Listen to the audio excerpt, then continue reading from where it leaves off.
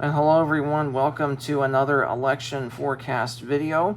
This covers the 2024 election between Vice Presidential Democratic nominee Kamala Harris and Republican, Republican nominee Donald Trump.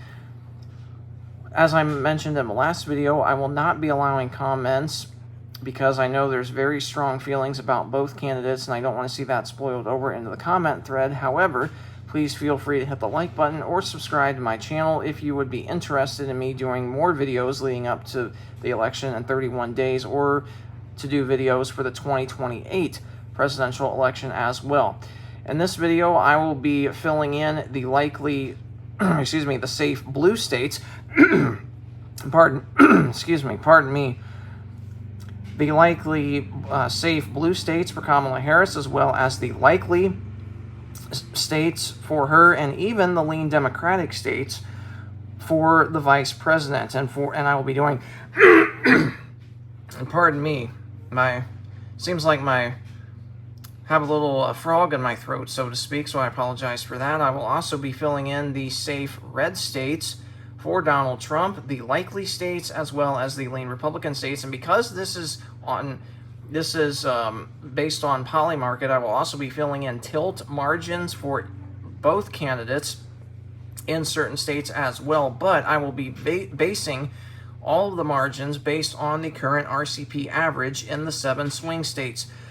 So without further ado, let's dive into this video. I've already, as you can see, let me zoom in a little bit here, I've already filled in the state of Maine, where the vice president will easily carry the state of Maine at large, as well as the 1st congressional district, while Donald Trump will easily take the second consecutive district, or the 2nd congressional district. I stand corrected. I apologize for that.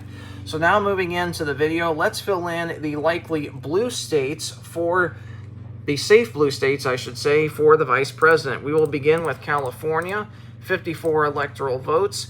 This is Kamala Harris's home state. No doubt that she will win her home state of California. She's a former San Francisco mayor, and California is just too liberal right now for Republicans, so that's why I will fill in California as safe for Kamala Harris.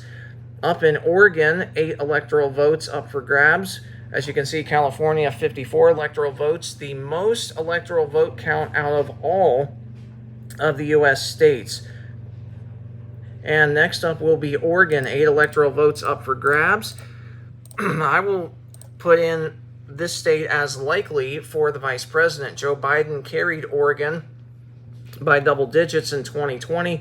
However, Kamala Harris is not quite doing as well this time around, so that is why she will struggle a little bit in the state of Oregon, but she will still win by a likely margin. The same up in Washington, 12 electoral votes. The vice president will easily win this state by a likely margin of roughly about 9 to 10 points. Joe Biden did carry Washington by, I believe, 16 points in 2020. But Kamala Harris will do a little bit worse than Biden 4 years ago, but still, she will win the state easily. So moving down to Hawaii, 4 electoral votes are on the table. Kamala Harris will easily win the state of Hawaii. Also filling in the other likely blue states the safe blue states for Kamala Harris. This will include a lot of the Northeast region. This region obviously has been liberal for many, many years, and the only Northeastern state that has gone red was New York, and that was back in the 1980s. So obviously it's been a long, long time since a Northeastern state went red, but New Hampshire also went red for George Bush Jr.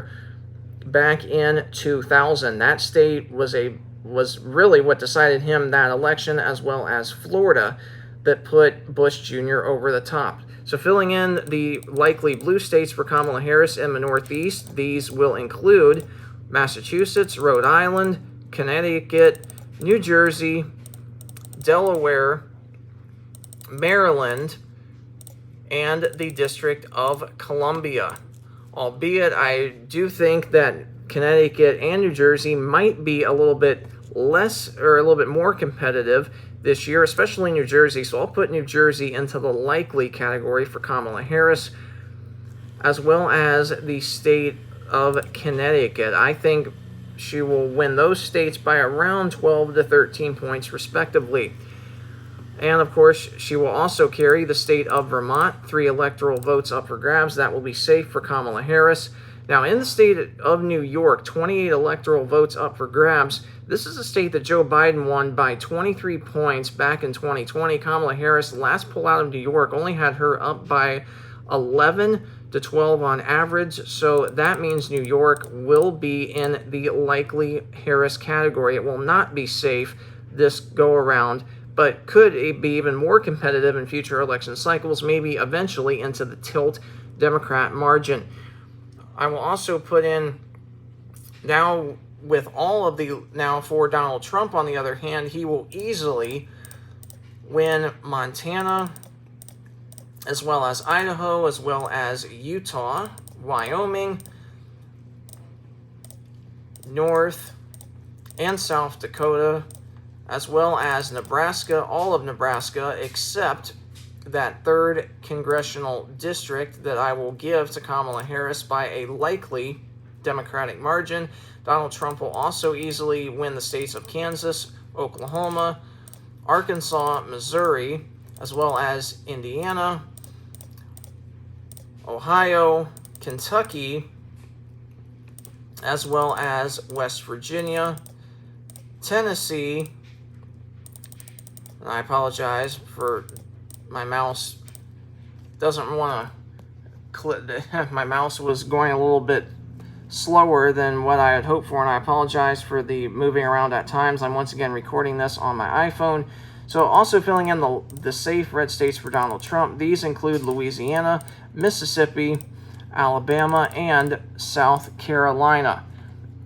Now filling in the likely Trump states, although I would put Ohio, and I apologize for my computer screen doing that. I will put Ohio in a likely category for Donald Trump. He's currently on pace to win Ohio by 10 to 11 points.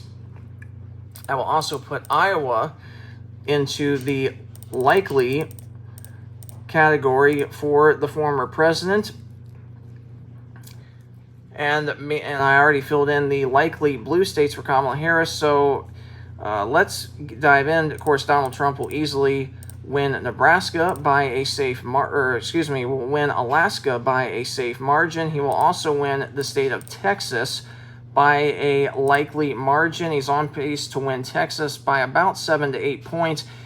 Joe Biden, back in 2020, everybody thought he had a great chance at flipping the Lone Star State. That did not happen, but Donald Trump did easily win the state of Texas in 2020, albeit by about 5 points, and he's on pace to do about 3 to 4 points better this time around. I apologize for the background noise with the lawnmower, and I have a bird clock, so I apologize for those background noises. So now we get down to Florida, 30 electoral votes on the table, and Donald Trump, of course, everybody thought that in 2016 and 2020 that Florida was going to be super, super competitive, and it was in 2016. Donald Trump only won Florida by 1.5 points over Hillary Clinton. He did carry the Sunshine State in 2020 by 3.5 points. He's definitely on pace to win Florida this time around by about 7 to 8. He's currently up about 6 points right now on the average. So Florida is in the likely Trump category right now. We also have for New Mexico, the vice president will carry New Mexico in its 5 electoral votes by a likely margin. Joe Biden won New Mexico by 11 points in 2020, but with the Hispanic voters shifting to the right, New Mexico could get very, very competitive in future cycles. The vice president will also carry Colorado by a likely margin, 10 electoral votes on the table there. Colorado could be another state that will be competitive in future cycles. And finally, we get to Illinois, 19 electoral votes on the table. This is a state Joe Biden won by 18 points, I believe, in 2020. Hillary Clinton by similar margins in 2016.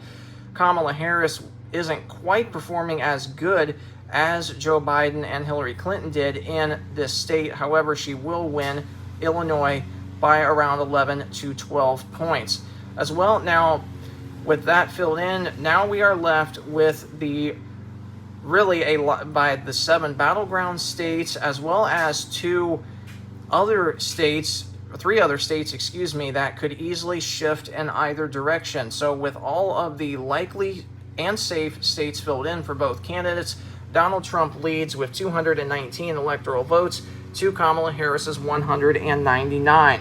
I'm going to start in the Sun Belt region, where we start with Nevada. 6 electoral votes are on the table here.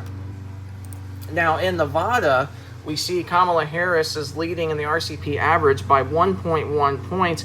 On the state in 2020, Joe Biden was ahead by 5.3.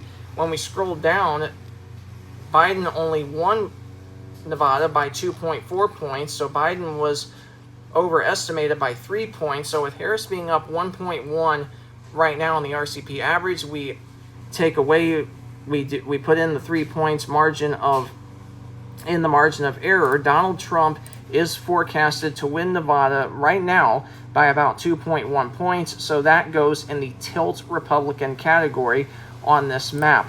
Next, we go down to Arizona. 11 electoral votes, up for grabs. We see Donald Trump. This is a state that Joe Biden won in 2020 by 0.3%. I believe, 0.3% for Joe Biden in 2020. Joe Biden was favored to win Arizona on this date in 2020 by 3.6. He only won it by 0.3, so he was overestimated by 3.3 points. And we see in the RCP average, Trump is up 1.4. So if we add in the 3.3 accounting for the margin of error in 2020, Trump would be on pace to win Arizona by 4.7%, and that falls into the lean Republican on our map. Arizona and the betting markets does reflect this, as it has Donald Trump with a 64% chance of carrying the Grand Canyon state. We now go over to Georgia. This is a very crucial state. It's typically the most conservative, 16 electoral votes on the table. This is another state, along with Arizona, that has heavily favored Trump within the past few weeks. Trump right now leads on average by 1.5 points. The only outlier in the most recent polls is obviously the Fox News poll, which is not a conservative network.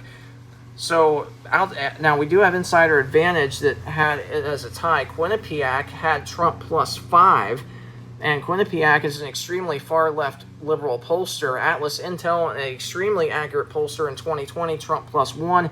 Trump's up 1.5 on average in Arizona. Biden was ahead on this day by 0.3. He won it by 0.2. So if we account for the 0.5 margin of error, Trump is on pace to win Georgia by 3 points, which falls into the lean Republican category on our map.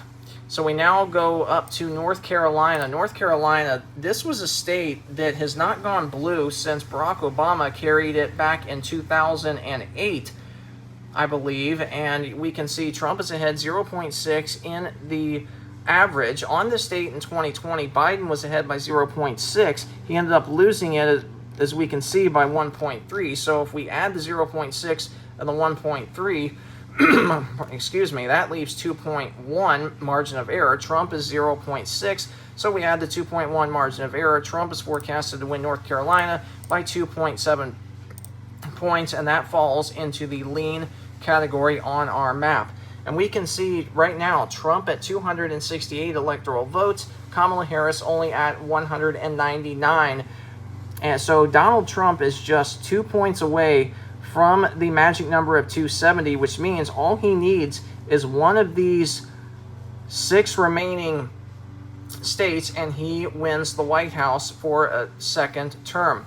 We will go up to Virginia. Now, Virginia is a pretty close state. Now, we see polls on average for the vice president say she's winning on average by about 3 to 4 points. So Biden won Virginia by 10 points in 2020. However, I think Virginia could be considered a toss-up state, but based on the current polling average for the vice president, I will give her the state of Virginia by a lean Democratic margin. That puts her up to 212 electoral votes. Now we'll go up to New Hampshire.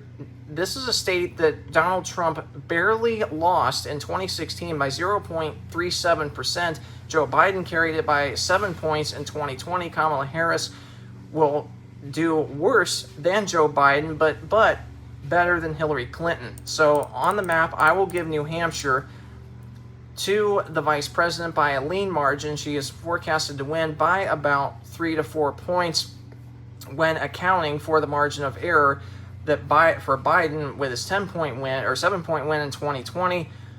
Kamala Harris is on pace to win by a little less than 7, again by about between 4 and 6 points. So now we have the key Rust Belt trio. We can see Kamala Harris, 216 electoral votes. Donald Trump still has 268. Remember that for Kamala Harris to win the presidency, she will have to sweep all 4 of these Rust Belt states. Now, in past history, all the Rust Belt states have tended to vote together.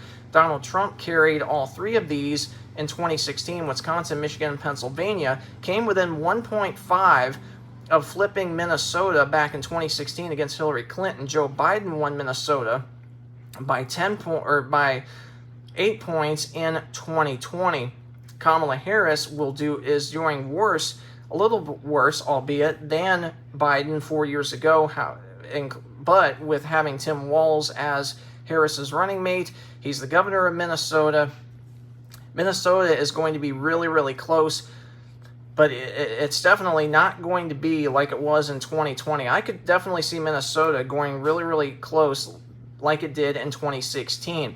So based on that, I am going to put Minnesota into the tilt Democratic column in this video. So Kamala Harris will win Minnesota by about 1 to 2 points. Now, it would not surprise me, on the other hand, if it's even closer than 1 point, but I think it could easily be about the 1.5 point margin that we saw in 2016 with Hillary Clinton carrying that state over Donald Trump. So now we get to the state of Wisconsin. 10 electoral votes up for grabs. This is typically the most conservative out of the entire Rust Belt states. We see in the RCP average, Harris is up +8 in the average. Biden on this state in 2020 was ahead by 6 points.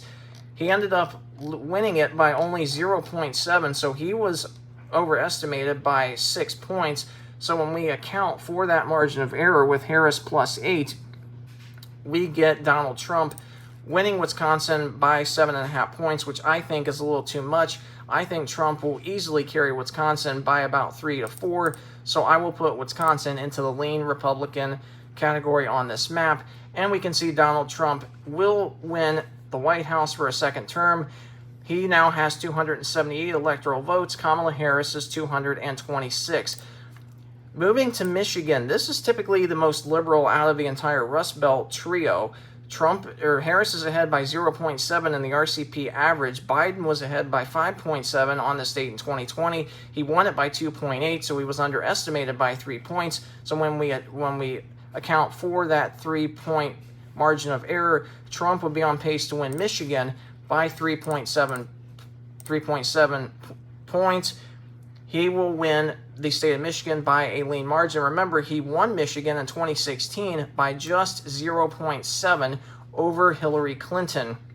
And that was the first time since 1988, prior to 2016, that the Wolverine state went in the Republican column. And the betting markets do reflect this. Wisconsin and Michigan have gone to a toss-up based on Polymarket betting, which I totally agree with.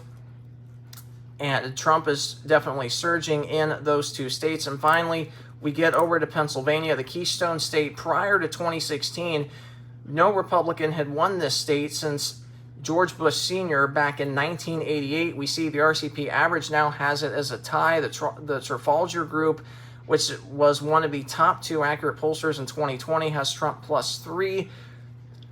And that I could definitely agree with. Now, based on this being a tie, Biden was overestimated. In 2020, he was ahead by 6.5 points. He only won it by 1.2.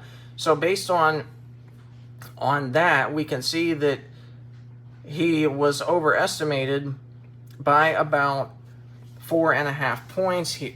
So based on the 4.5 point margin of error, Trump is on pace to win Pennsylvania by about 3 to 4 points, which will go in the lean Republican category in this video. And so with our completed map, Donald Trump wins the 2024 election, 312 electoral votes to Kamala Harris's 226. Again, if you liked this video, please feel free to hit the like button or subscribe as well. Thanks so much for watching and have a great weekend.